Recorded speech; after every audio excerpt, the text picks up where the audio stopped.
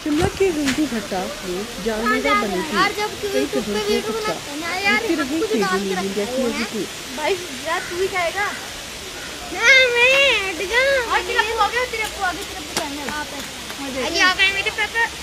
बारिश का रात भर नींद भी ऐसे लिए कि कभी सोना और कभी जागना, इसकी वजह से कि कोई दुर्घटना ना हो जाए, क्योंकि ये जो पेड़ है ना ये बहुत खतरे की निशानी है हमारे ऊपर। 2 पेड़ है जो जब तक ये कटेंगे नहीं तो सुकून नहीं होगा, क्योंकि इनकी वजह से क्या पता कितना नुकसान हो सकता है कितना नहीं। हाँ जी सर, आपसे बात करना चाहेंगे। आप भी यहीं पर रहते हैं, आपकी दुकान भी यहाँ पर है, आपका घर भी यहाँ पर है। कितने इस मंजर जो आपने इस बार जो मंजर जो है शिमला में देखने को मिला, पूरे हिमाचल प्रदेश में देखने को मिला, क्या पहले भी कभी देखा था? देखो जी 1986 से अब तक के तो हमने ऐसा मंजर नहीं देखा। ये तो आसमानी आपदा है, समझे भाई। और ये आसमानी आपदा है, सबके लिए ही है। इसमें सबको एक दूसरे को साथ देना चाहिए, सबका ही, चाहे कोई भी हो और कैसा ही भी हो। ये है भाई इसमें तो। और रहा यहाँ की बात, यहाँ से तो भाई ने भी बता दिया, आपने देख ही लिया। रहा डर का माहौल, भैया 3 दिन से घर में नहीं सो रहे हैं, इससे बड़ी और डर की क्या बात होगी। जब अपना घर छोड़ के दूसरों के घर में सो रहे हैं तो बच्चों को लेकर के भी, और वो भी कब तक कि दूसरे के घर में सोएंगे, कब तक के जाएंगे दूसरे के घर में। आना तो पड़ेगा फिर भी अपने घर पे ही, क्यों भाई। तो देखिए ये है कि भाई जब मरना ही किस्मत में लिखा है तो भैया चलो ठीक है भाई, मरने के बाद।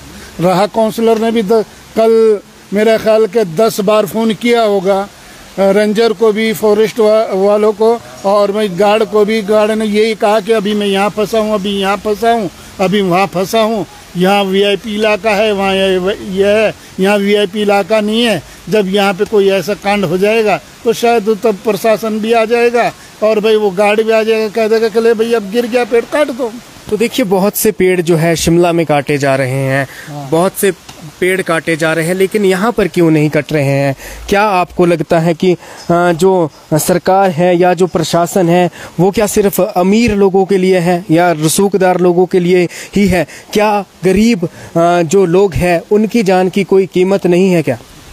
अगर गरीब की जान की कीमत होती इस देश के अंदर तो जो लॉकडाउन में ट्रेनों के साथ कट के वो लोग गरीब लोग मरे थे ना, तो उनकी आवाज़ दबे नहीं थी, उनकी आवाज़ उठती, समझे भाई। और वही हाल ये है कि यहाँ भी मजदूर रहते हैं, गरीब लोग रहते हैं, और यहाँ भी कोई सुना ही नहीं है, क्योंकि 2 टहने पेड़ के कटवा दिए हैं उसने, फॉरेस्ट के जो आया था गार्ड। अब 2 टहने खतरनाक थे वो कटवा दिए, और जो का तो पेड़ खड़ा है, इसकी कोई ज़रूरत ही नहीं कटने की, सारी जड़ इसकी हिल चुकी है। और वहाँ जा कर के देखो जहाँ पे ये मशीन रखी है ना, ये सारा जाएगा। अगर ये चला गया यहाँ सर नीचे तो ये पेड़ साथ के साथ नीचे आ जाएगा, इसमें कोई जरा भी वो नहीं आएगा। और जब ये नीचे आएगा तो सारा नुकसान मस्जिद पे आएगा, मस्जिद पे आएगा, नीचे घरों पे भी आएगा। और पता नहीं क्या समय होगा क्या समय नहीं होगा, मस्जिद में लोग हों या ना हो। ऐसा भी हो सकता है कि भाई मस्जिद के अंदर लोग हों, नमाज का टाइम हो और तब ये पेड़ गिरे नीचे। तो बेहतर ये है कि भाई इसको जल्द से जल्द काटने की परमिशन दी जाए, इन पेड़ों को जो खतरनाक पेड़ हैं, और कहीं के भी। और बल्कि मैं तो ये सुना था, पढ़ रहा था अखबार में कि भाई सुक्कू ने कह दिया है कि भाई आदमी बचना चाहिए और पेड़ अगर खतरनाक है तो उसको काट देना चाहिए। फिर फॉरेस्ट वाले पता नहीं क्या चाह रहे हैं, क्या देख रहे हैं कि भाई हम आएंगे, हम देखेंगे वो कटने योग्य है या नहीं है, फिर इसकी डीआरपी बनेगी, फिर इसका ये बनेगा। अब बड़े अफसर हमारे से एक एक चीज़ पूछेंगे, हम बनाएंगे, हम अपनी नौकरी थोड़ा ही खतरे में डाल सकते हैं।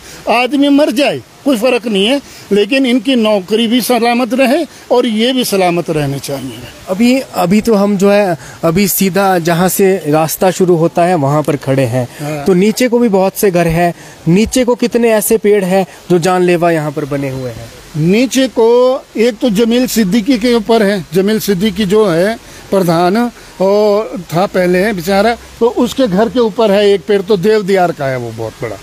और मुझे उम्मीद है वो जल्दी ही कट जाएगा, क्योंकि जो काम होते हैं वो प्रभावशाली लोगों के होते हैं, मजदूर का और गरीब आदमी का जल्दी से कोई ना सुनता है और ना ही काम होता है। मैंने तो ये अंदाज़ा लगाया है। समझे। इससे पहले भी वो आई थी सिटी चैनल वाले, तब उनसे भी कहा था कि भैया ये भेदभाव हो रहा है, वो उल्टी लेकर के चली गई हैं, क्योंकि भेदभाव हिंदू मुस्लिम वाली बात लेके चली गई। ऐसी कोई बात नहीं हिंदू मुस्लिम वाली, सिर्फ भेदभाव जो है मजदूर का और अमीर का। भाई यहाँ मजदूर लोग ज़्यादा रहते हैं तो इसलिए यहाँ पे देर से सुनाई होगी। अगर मजदूरों के अंदर एकता हो जाए, आपस में ये एक हो जाए, तो देखें फिर कैसे न सुने, प्रशासन भी सुने और भाई सरकार भी सुने, समझे भी। लेकिन मजदूरों में एकता होना बड़ा मुश्किल होता है ना, तो उनको पता है कि भाई जो हो रहा होने तो देखेंगे बाद में क्या है। तो जिस समय नमाज यहाँ पर अदा करते हैं तो उस समय कितने लोग यहाँ पर मौजूद रहते हैं? अब देखो इस वक्त में हो जाएंगे 70-80 लोग, और जो शुक्रवार का दिन होता है उसमें होते हैं 500 लोगों के करीब। परसों को शुक्रवार है, कल को तो तब देखना 500 लोगों के करीब लोग होते हैं, और वक्त का कोई पता नहीं है कि कब पेड़ गिर जाए, ये होता है। तो क्या मांग करना चाहेंगे सरकार से? अब सरकार से तो मांग यही है, सरकार से क्या, सरकार तो कह रही है काट दिए जाएं, और भैया जिनके पास पैसा है उन्होंने काट दिए पेड़, और जिनके पास पैसा नहीं है तो वो तो गवर्नमेंट की तरफ देख रही हैं, और भाई गवर्नमेंट की तरफ देख रहे हैं तो भैया गरीब आदमी को कौन जल्दी से रास्ता देता है? कोई नहीं देता है। ठीक है, अगर गरीब आदमी पैसा इकट्ठा करके कटवा भी लिया पेड़, और कल को फिर ये DRP अपनी बनाएंगे, अपनी जेब के अंदर पैसा रखेंगे।